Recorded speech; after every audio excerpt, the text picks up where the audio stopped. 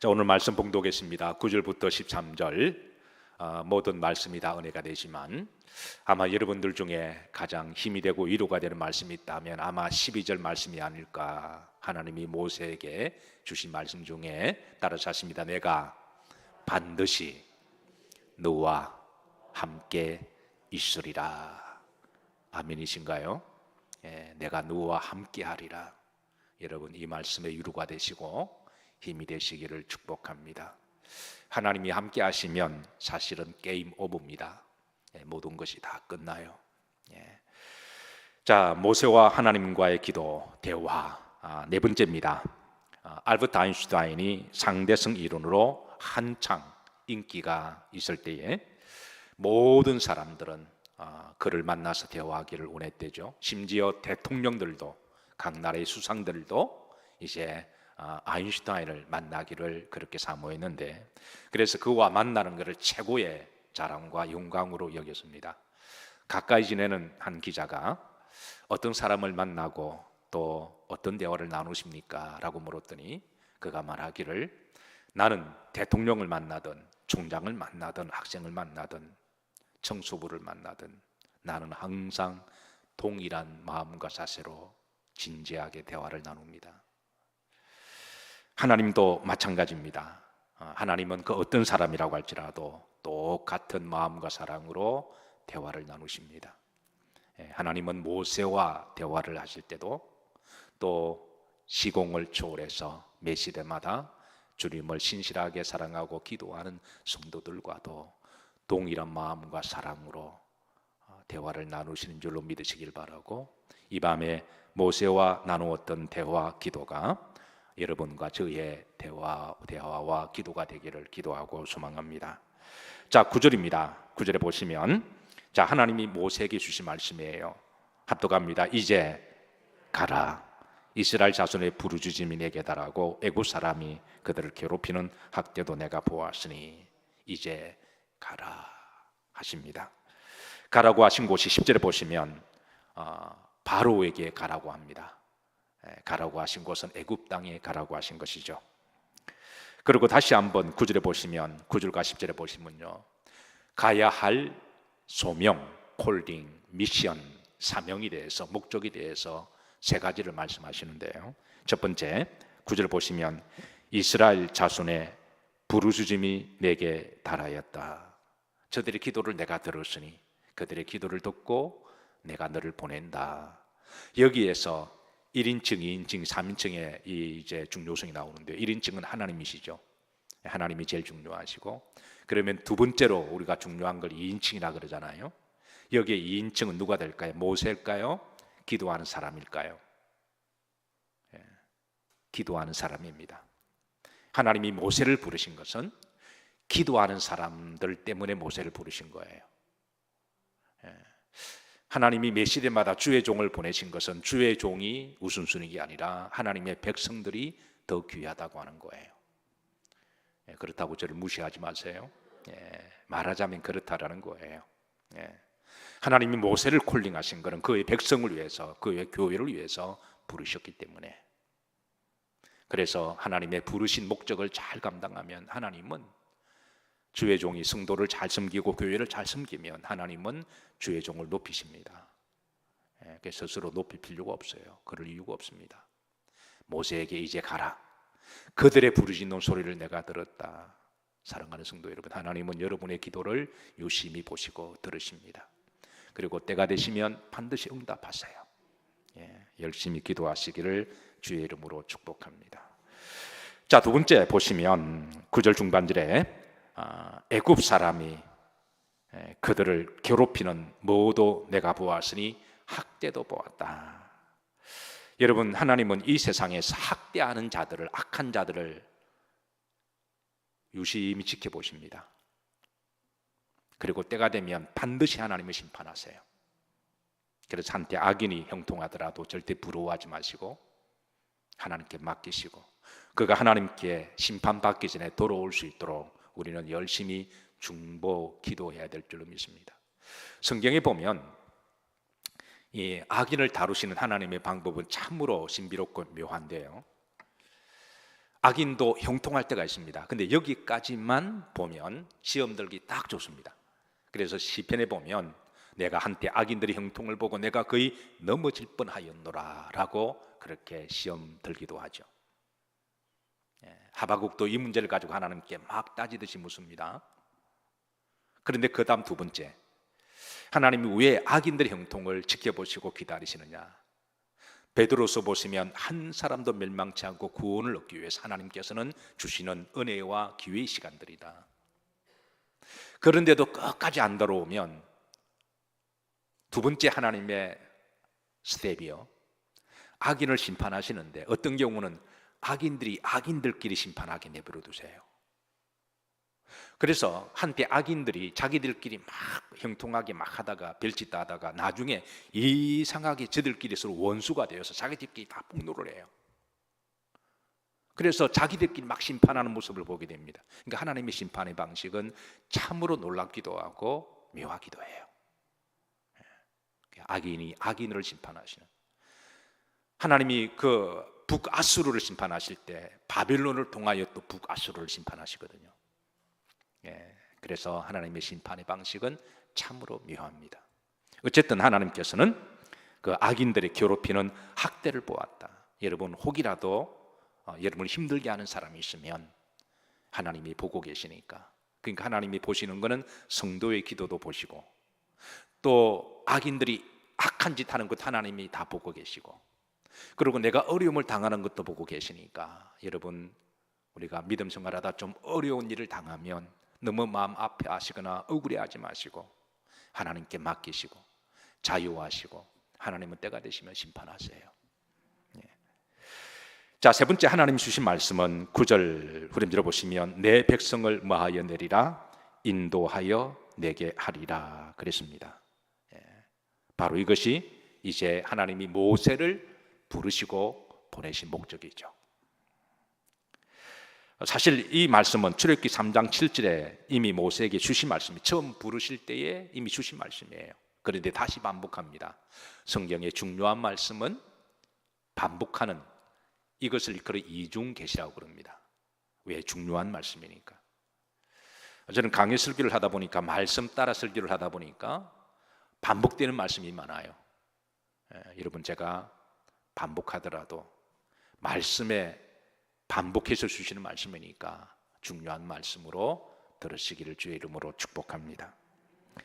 자, 이 하나님이 이중계시를 듣고 모세의 반응, 답변, 기도는 어떠할까요? 11절입니다. 모세의 기도입니다. 하나님에 대한 이제 반응의 기도인데요. 합독합니다. 모세가 하나님께 아뢰되 내가 누구이기에 바로에게 가며 이스라엘 자손을 애굽에서 인도하여 내리까? 따라서 하십니다. 내가 누구이기에. 이 모세의 기도와 대답은요, 자기 정체성과 자격과 자격지심과 자존감에 대한 문제입니다. 모세는 자신이 누군지 너무나 잘 알고 있었습니다. 11절 그 다음 보시면 중간에 보면 내가 누구기에, 누구에게 가며 바로에게 가며, 내가 누구기에 애굽 자손을 애굽에서 인도하여 내리까? 모세는 당시 애굽 왕 바로가 어떤 사람인지 너무너무 잘 알고, 왜냐하면 그게 40년을 살았는데요. 40년을 애굽에서 살았으니까 너무너무 애굽에 바로 왕이 어떤 사람인지, 악과 독이 가득하고요, 그리고 배역하고 우상숭배적이고 탐욕과 욕심으로 가득한, 자신의 이익을 위해서라면 사람을 파리 목숨처럼 죽이는 그 사람이 파라오인 것을 잘 알고 있었습니다. 그리고 애굽이라는 나라는 세속적인 나라고 거칠고 완악한 사람들입니다. 게다가 애굽은 세상에서 제일 최강의 나라였습니다. 거기에 모세가 거기에서 군대 장관을 지냈기 때문에 그 군사들, 무기, 특수병사들 이런 것들에 대해서 모세는 애굽이라는 나라를 너무나 잘 알고 있었어요. 그동안 애굽에서 한두 명의 노예들이 탈출을 한 적은 있어도 수십 명이, 수십만 명이 집단적으로 그렇게 나온다고 하는 것은, 그거는 사람이 할 수 있는 일이 아니에요. 하나님이 모세에게 이제 가서 한두 명 자유하게 하고 데려오라는 거 아니잖아요. 애굽에 있는 하나님의 백성을 다 데리고 나오라는 거잖아요.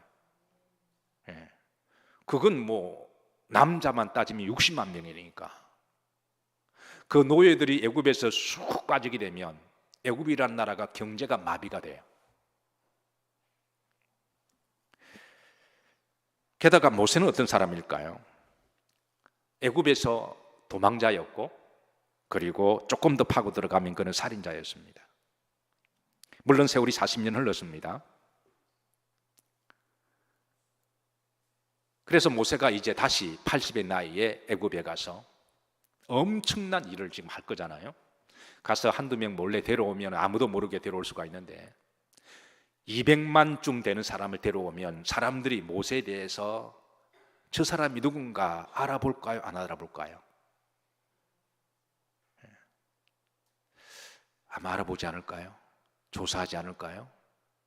요즘에 누가 한 사람 뜨면 벌떼처럼 달라들어서 막 그 사람 뒷조사하잖아요. 그러니까 미국에서 공부하는데 어느 교회 갔더니 설교회니까 저보고 이제 담임 목사가 해달라고 청빙이 바로 들어왔습니다. 사람을 잘못 보신 거예요. 내가 볼 때 저분들이 사람을 잘못 보시고 나를 몰라서 청빙하셨구나 그렇게 생각하는데요. 근데 나중에 제가 알았습니다. 저에 대해서 뒷조사를 다 했더군요. 야, 참 무섭더라고요. 제가 한국에서 어느 대학을 나오고 또 개척을 어떻게 하고 개척했을 때 성도들을 다 통화를 해보고 그러니까 저에 대해서 뒷조사를 다 했더군요. 뒷조사를 다 하고 난 다음에 저를 담임 목사로 청빙을 했습니다. 그래도 꽤 괜찮은 사람이죠. 어떻게 말하다 보니까 그렇게 지나갔는데 처음에는 제가 그 말을 듣고 조금 서운한 감이 없지 않아 있었습니다. 그런데 입장을 바꿔놓고 생각하니까 내가 평신도 같아도 그렇겠다. 내가 영적 지도자를 모시는 건데 그 지도자에게 내 인격도 맡기고 내 영도 맡기고 내 구원도 맡기고 모든 것을 다 맡기는 거잖아요. 그리고 한번 맡기면 물을 수도 없고 그러니까 내가 평신도 같아도 주의 종을 모실 때는 다 알아볼 수 있겠구나. 그래서 모세가 가서 이 엄청난 일을 하면 왜 뒷조사를 안 할까요? 40년이 지났습니다. 알아보는 사람이 있을까요? 없을까요? 40년 전에 모세는 살인자가 되어 도망갔습니다. 40년 전에 모세는 애굽의 왕자였습니다. 지명도가 있는 사람이었다는 거죠. 알아보는 사람 있을까요? 없을까요? 40년이 지났지만 파고 들어가면 알아보는 사람이 있을 거예요. 그래서 모세가 거기 가서 이제 자기 정체가 드러나게 되면 이거는 살인자로 이거는 사형을 당할 수 있는 이거는 또 심각한 문제가 도래가 됩니다. 내가 누구기에 여러분 하루하루 믿음으로 성실과 정직하게 잘 살아가시길 주의 이름으로 축복합니다. 여러분이 좀 떠면요 여러분의 뒷조사가 다 들어가요. 그래서 믿음으로 하루하루 성실과 정직하게 열심히 살아가다 보면 나중에 때가 되어서 여러분을 높이실 때 뒷사람들이 여러분을 뒷조사하면 오히려 더 여러분을 더 존귀하게 여기실 거예요. 내가 누구기에 자기 정체가 드러나면 이제 뭐 끝장나는 거니까 내가 누구기에. 그러니까 모세의 마음속에는 살인자에 대한 자존감이 있다라는 거예요. 죄에 대한 도망자. 게다가 모세가 40년 동안 광야에서 막대기 하나 들고 양을 치다 보니까 옛날에 그 영광스럽고 잘 나갔던 거는 다 지나가고 이제는 저가 살해하고요. 그 사실 양 치는 거는 그 막장 인생이거든요. 누가 알아주는 것도 아니고 40년 동안에 그렇게 살아가다 보니까 자신 속에 있는 그 자존감이 무너져서 내가 감히 어떻게 그런 엄청난 나라에 가서 엄청난 일을 할 수가 있으니까.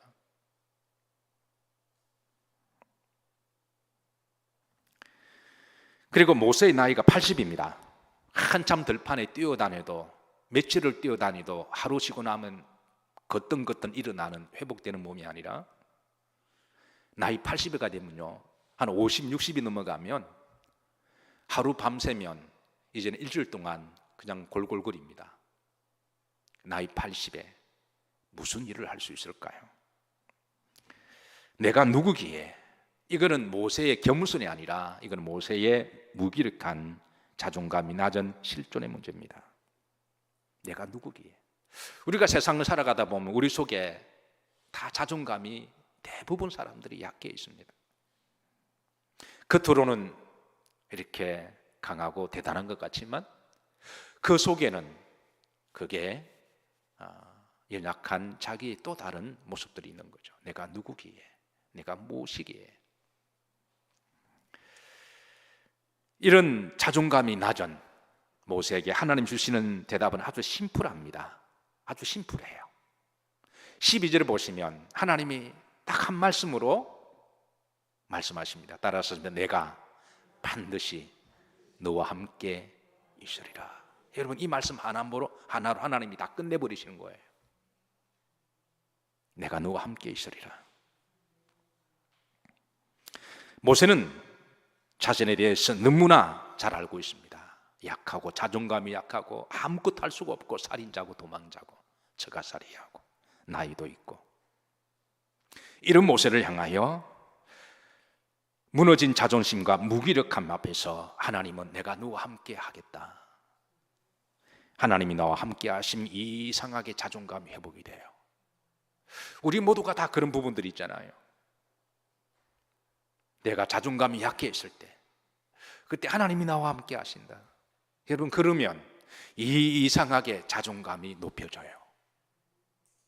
새벽에 시편 91편 말씀을 계속 강의하고 있습니다. 14절 말씀이 너무 좋아서 우리가 다 암송하고 기도하자 그랬는데요.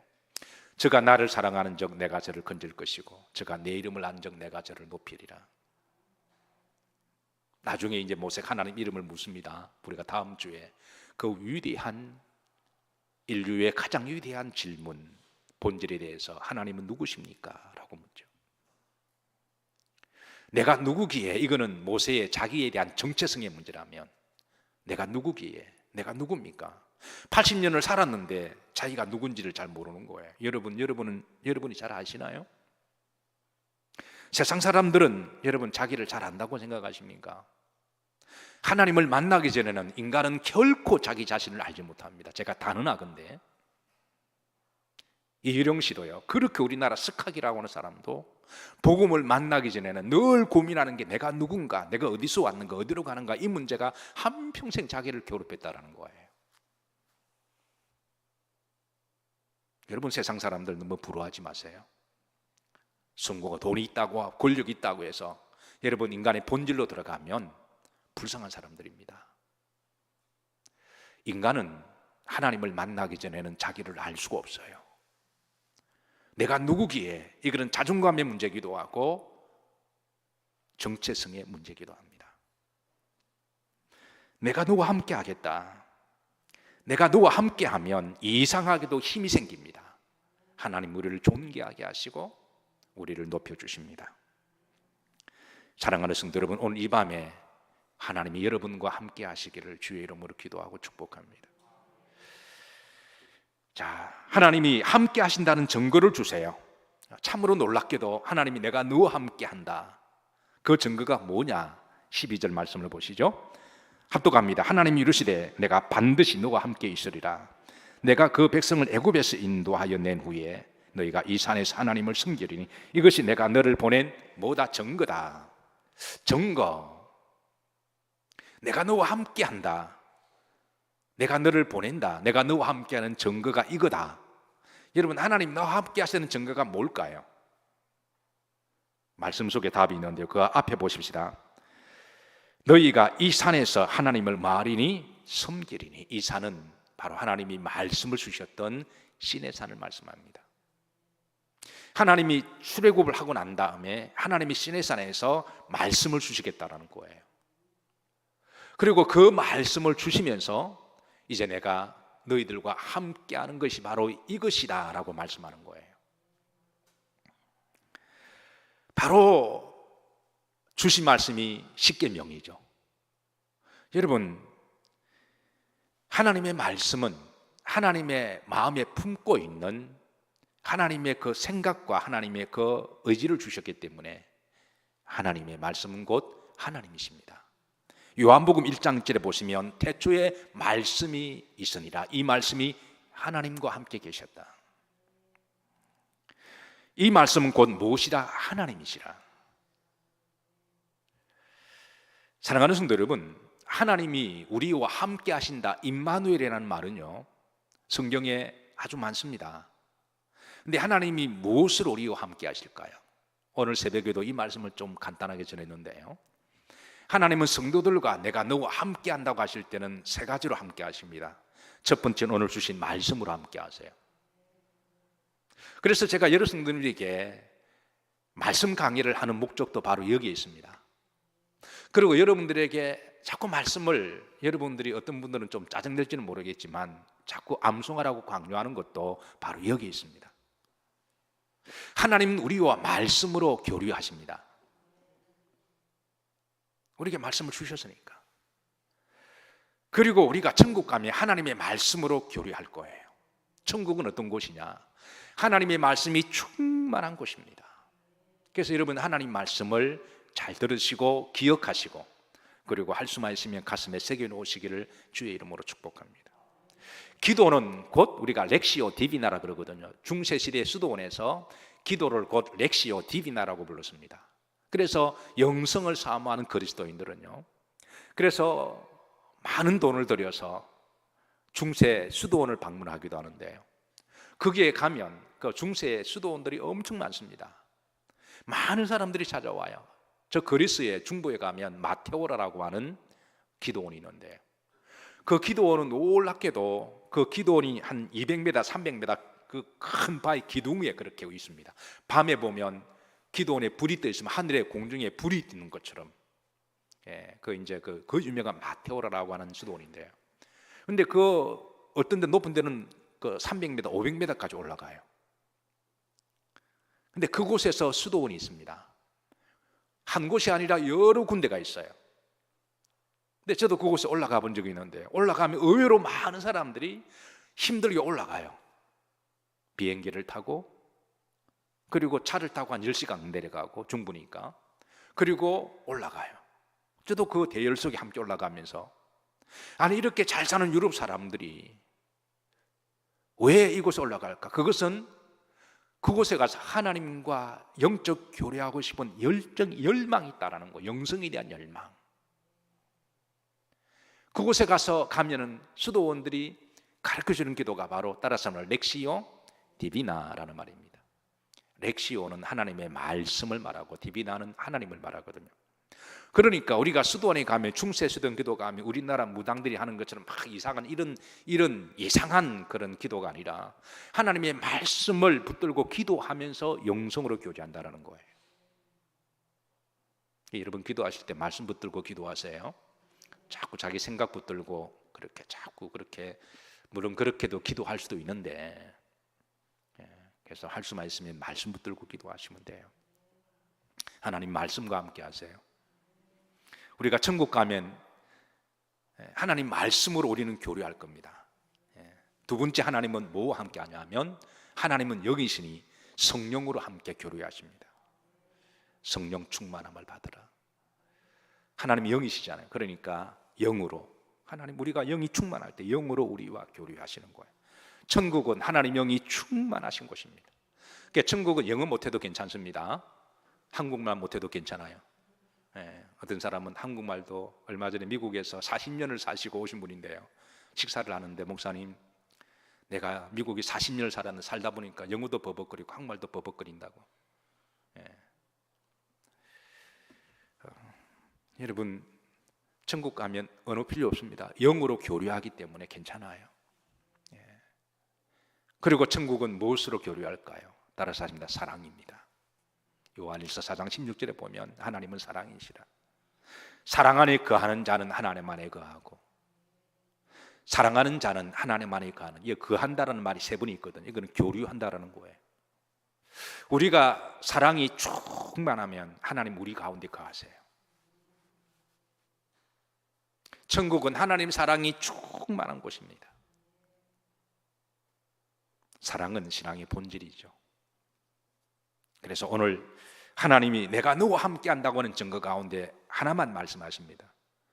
내가 말씀을 너에게 줄 테니 내가 너와 함께는 증거다.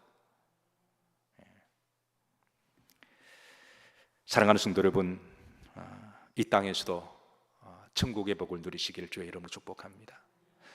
제가 천국의 복을 많이 강조하죠. 내 안의 천국, 내 옆의 천국, 그리고 내 가정의 천국, 그리고 하늘나라 천국. 그리고 그 천국의 복을 누리려면 바로 말씀으로, 성령으로, 사랑으로 충만히 가면 이 땅에서도 천국의 복을 누리고요, 또 하늘나라에 가서도 천국의 복을 누려요. 모세의 반응입니다. 13절을 보시면 합독합니다. 모세가 하나님께 아뢰되 내가 이스라엘 자손에게 가서 이르기를 너희 조상의 하나님이 나를 너희에게 보내셨다면 그들이 내게 묻기를 그 이름이 무엇이냐 하리니 내가 무엇이라고 그들에게 말하리까. 자, 여기에 이제 모세는 내가 누구기에? 라고 하는 물음은 자기에 대한, 사람에 대한 정체성이라면 하나님은 누구십니까? 이 말은 하나님에 대한 정체성입니다. 정말 우리가 출애굽기 3장 하는 위대한 인간의 본질적인 대화와 기도가 오고 가는 것을 알 수가 있어요. 사실 우리가 인생을 살아가면서 이 두 가지의 답을 얻으면 그거는 이제는 답을 얻은 겁니다.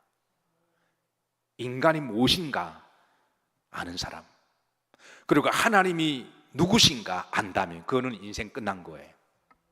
이런 사람은 절대 인생을 자기 마음대로 안 삽니다. 그런데 한 가지 재미있는 거는요, 모세가요, 자, 이렇게 이야기합니다. 직접 화법이 아니라 간접 화법을 사용해요.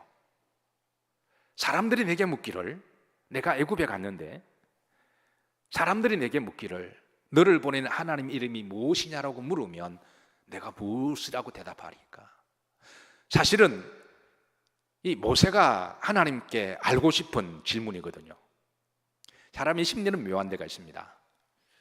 내가 어떤 말을 해야 될 때 누가 말하기를 이렇게 말하는 경우가 많이 있습니다. 예민하고 좀 오해가 될 말, 그런 말은, 직설적인 말은 직접 화법을 쓰지 아니하고 누가 말하기를, 그런데 그렇게 말하면 대부분 본인이 말하는 거예요. 안 그런 경우도 가끔 있는데, 귀 있는 자는 들을지어다. 제게 와서 목사님이 누가 말하기를 그러면 나는 이거는 이분 말씀이다. 말은 하지 않지만 제가 목회를 몇 년 했는데 그걸 모를까요? 그런 분들은 또 눈이 좀 흔들리기는 해요. 눈이, 사람이 거짓말하면 눈동자가 좀 왔다 갔다 한다 그러긴 해요. 눈썹이 한쪽으로 삐뚤어지고, 참 심리가 묘한 데가 있는데, 참 모세는 모태신앙입니다. 근데 그가 알고 있었던 하나님은 들은 하나님이고 지식의 하나님이에요. 그가 하나님을 인격적으로 영적으로 체험해 본 적이 없어요. 그렇다고 모세가 머리가 나쁜 것은 아닙니다. 사도행전 7장 22절에 보면 모세가 얼마나 똑똑한지 알려주고 있는데요, 합독하시죠. 모세가 애굽 사람의 모든 지혜를 배워 그의 말과 하는 일들이 능하더라. 똑똑한 사람입니다. 바보라서 하나님을 모르는 게 아니라 지식적으로는 알죠. 그런데 그는 영적으로 하나님을 한 번도 체험해 본 적이 없어요. 나이 80 먹도록. 근데 하나님이 가라 그러니까 그 하나님이 누군지 알고 싶었던 거예요. 이건 목숨을 거는 일이잖아요. 그런데 직접 합법으로 하나님께 물어보기가, 나이 80에 그 하나님을 제대로 알지 못하는 게 자랑할 일도 아니고, 그래서 하나님이 저들이 말하기를 누구를, 제가 뭐라고 대답할까요? 이 부분에 대해서 이제 여러분 궁금하시죠? 이미 성경을 잘 알고 계시니까 여기에 대한 대답도 알고 있겠지만 우리 다음 주에 좀 보도록 하시죠. 말씀 정리합니다. 하나님과 모세와의 대화 기도 중에 하나님이 이제 가라 말씀하시고, 그리고 그 소명과 미션에 대해서도 우리에게 말씀하십니다. 이 하나님의 대화 속에서 모세는 심각하게 자기의 실존에 대해서 내가 누구기에, 그리고 그의 자존감, 그 안에 상처, 아픔, 무기력함, 그 인간의 물음에 대해서 하나님이 따라서 하십니다. 내가 너와 함께 있으리라. 사실 이 말씀은 이제 너가 나와 함께 하다 보면 너가 누군지 알게 될 것이고, 그리고 내가 누군지도 알게 될 것이다. 사실 하나님이 답을 주셔서도 이게 하루아침에 한 번 듣고 깨달아지는 것 아니에요. 인간의 실존에 대해서 이게 설교 한 번 듣고 여러분 이게 깨달아지는 것 아닙니다. 하나님이 누구시냐 한 번 설교 듣고 이게 깨달아진 거 아니에요. 이제는 하나님이 내가 너와 반드시 함께 할 테니 너가 나와 동행하면 이제 그런 여정 속에서 내가 인간은 어떤 존재고 그리고 하나님은 누구신지 알게 될 거라고 하는 것이죠. 그리고 실제로 이제는 모세는 그 믿음 하나 붙들고 나중에 이제 애굽으로 가면서 자기도 알아가고 하나님도 알아가면서 위대한 하나님과의 동행과 여정이 시작됩니다. 오늘 이 밤에 혹이라도 여러분 세상에 살면서 여러분 속사람이 무너지고 나약하고 무기력하고 내가 자존감이 없고 그리고 내가 상처와 아픔이 많아도 주님이 나와 함께 하십니다. 그렇게 기도하셔서 위로받으시고 그리고 오늘 하나님을 더욱더 깊이 알아가시고 말씀과 함께 하시고 성령과 함께 하시고 사랑으로 함께 하시는 하나님, 오늘 이 세 가지가 여러분 가운데 충만히 가도록 여러분 뜨겁게 기도하시기를 주의 이름으로 축복합니다. 우리 찬양